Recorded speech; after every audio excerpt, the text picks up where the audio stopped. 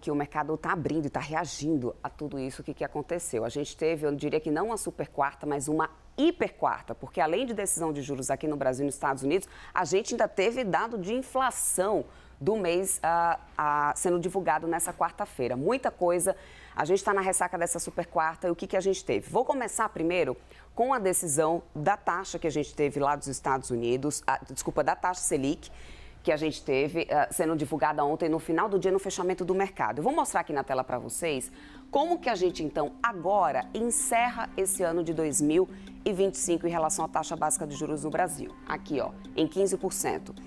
Foi a quarta decisão de manutenção seguida da taxa básica de juros em 15%, patamar que é historicamente alto para o Brasil, muito mais alto até inclusive do que o que a gente tinha aqui no período da pandemia, quando a gente chegou no topo dos 13,75. E se a gente olhar um pouco aqui para trás, ó, 2019, antes da pandemia, tá vendo, ó, a gente tinha aqui um patamar de 6% de taxa básica de juros.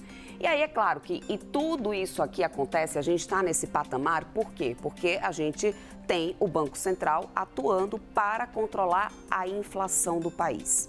Aí você pode dizer assim para mim, mas Débora, a inflação vem desacelerando. O IPCA, como eu disse para vocês, que saiu ontem, deu 0,18% no mês. É verdade. Só que o teto da inflação é 4,5%. Porém, qual é a função do Banco Central?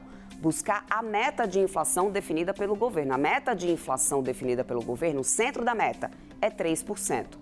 A única ferramenta que o Banco Central tem para conseguir buscar o centro dessa meta é manter essa taxa básica de juros mais elevada. É claro que tudo isso traz um lado negativo da história, que é o impacto para vários setores que precisam de crédito, que tem um custo do crédito mais caro agora. Tudo isso entra nessa conta. Por outro lado, essa taxa de juros elevada nos últimos meses foi também um fator que ajudou a retomada do capital estrangeiro aqui no Brasil, a entrada do dinheiro estrangeiro aqui no Brasil, que fez baixar o nosso dólar. E por que isso aconteceu? Porque enquanto a gente tem a taxa de juros aqui em 15%, lá nos Estados Unidos eles estão diminuindo os juros. É o que eu vou mostrar para vocês aqui na próxima tela.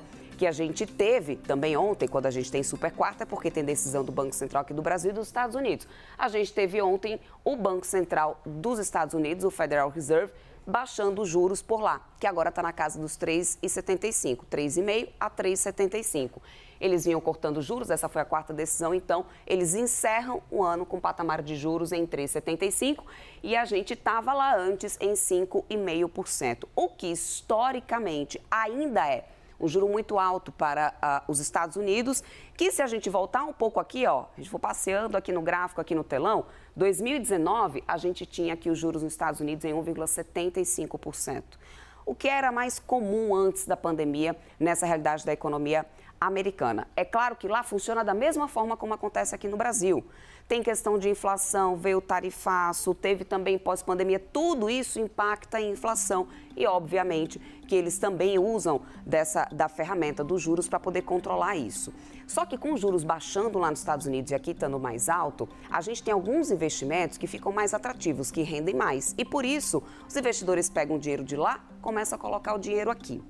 Esse é um ponto. Esses são alguns fatores aqui que a gente precisa analisar. Agora, o que vem pela frente? Porque essas decisões aqui que eu acabei de mostrar aqui para vocês, não era muito surpresa não, o mercado já estava esperando isso. Já esperava que a gente tivesse aqui o Copom mantendo os juros em 15%, já esperava que a gente também tivesse por lá nos Estados Unidos mais um corte de juros.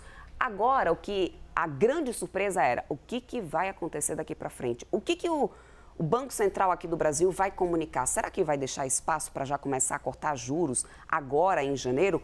Ou vai manter aquele tom que a gente chama no mercado de hawkish, é um nome bem difícil que a gente está, aquele tom mais duro, de cautela e de ainda precisar manter esses juros elevados para poder conseguir baixar a inflação. A inflação, quando a gente fala do Banco Central, é lá de 2007. O Banco Central não trabalha com o dia de hoje, trabalha com projeção. E lá em 2027, a gente ainda tem uns juros acima do centro da meta, pelo menos pelas projeções. É isso que o Banco Central precisa controlar. Mas para controlar isso, precisa também enfrentar uma baita de uma pressão gigantesca, né, Clarissa?